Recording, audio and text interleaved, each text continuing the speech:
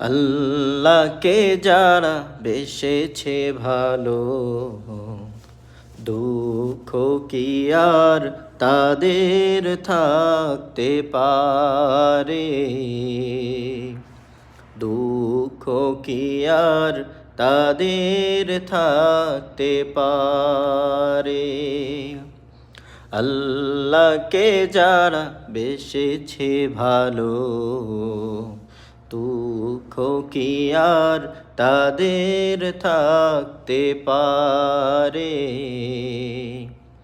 দুঃখ কি আর তাদের থাকতে পারে?